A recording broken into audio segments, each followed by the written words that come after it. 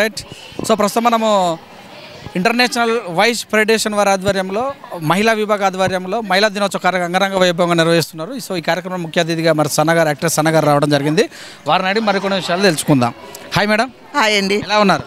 నేను చాలా బాగున్నాను, థ్యాంక్ యూ. చూస్తుంటే తెలుస్తుంది మేడం, వీళ్ళందరూ చూసినందుకు ఇంకా బాగున్నట్టుంది మీరు. అవును, అంతే కదండి, మా ఆర్టిస్టులకి ఫ్యాన్సే కదా మాకు జీవితం. మహిళలు ఎక్కువ ఉన్నందుకు ఇంకా ఆనందం అనిపించింది. అవును.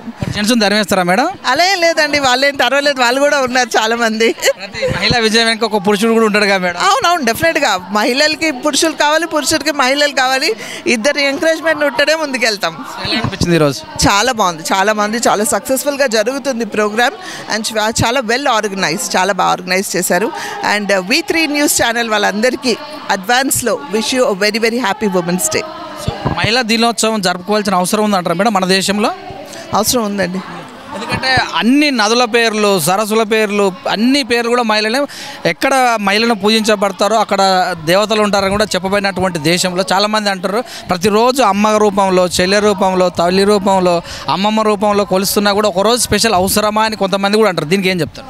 చాలామంది అలా చెప్తే ఇలా చెప్తారు, ఇలా చెప్తే అలా చెప్తారు. కాంట్రవర్సీస్ మనకి ఎందుకండి? తప్పేం లేదు కదా, ఒకరోజు పొగిడితే ఒకరిని తప్పు లేదు. ఇప్పుడు మెన్స్ డే అంటున్నారు, ఓకే, వాళ్ళని కూడా పొగడంలో తప్పు లేదు. సో ఇట్స్ ఓకే, పర్వాలేదు. Mother's day, father's day okay, చేసేవాళ్ళు చేసుకోవచ్చు, నో ప్రాబ్లం. తప్పేం లేనంత వరకు చేసుకోండి, పాజిటివ్గా ఆలోచించే అంతవరకు చేసుకోండి, అంతే. సో ఈ డేస్ జరుపుకోవడం వల్ల మహిళల ప్రత్యేకత పెంపొందిస్తుందంటారా?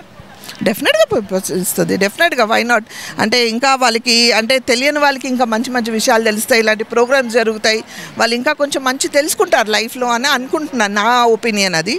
సో మంచి జరుగుతుంది. రంగాలలో కూడా ఇంకా వెనుకబడే ఉన్నారు అని కూడా అంటారు. మరి ఈ విషయంలో మీరేం మాట్లాడతారు? ఎవరు వెనుకబడి ఉన్నారని? అలా ఏం లేదండి, ఇప్పుడు అందరూ ముందే వెళ్తున్నారు కదా, స్పేస్కి వెళ్ళిపోతే ఆడవాళ్ళు. సో ఇంకేముంది, అంతే. ఈక్వల్ అండి, all are equal, men and women are equal nowadays. ఎవరు వెనుకపడలేదు, ఎవరు ముందుకు వెళ్ళలేదు. సో చాలా వరకు కూడా ఒకప్పుడు అంటే భ్రూణ హత్యల నుంచి స్టార్ట్ చేస్తే ఇప్పుడు కొంచెం అవేర్నెస్ కూడా వచ్చినట్టే ఉంది. అయినా కూడా ఎక్కడో ఒక చోట హరాస్మెంట్ కూడా జరుగుతుంది. వాటిపైన ఏం మాట్లాడుతుంది?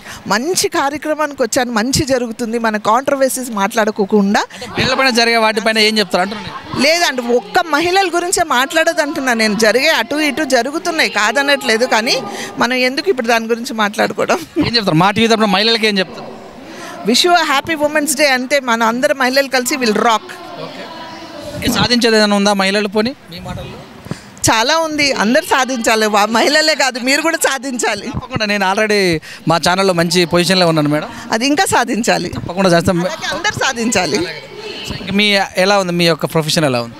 చాలా బాగుందండి, చాలా. ఇంకా సినిమాలు సీరియల్ అయితే ప్రస్తుతం మొన్ననే ఒకటి అయిపోయింది, నెక్స్ట్ మంత్ నుంచి ఒకటి కమిట్ అవుతున్నాను.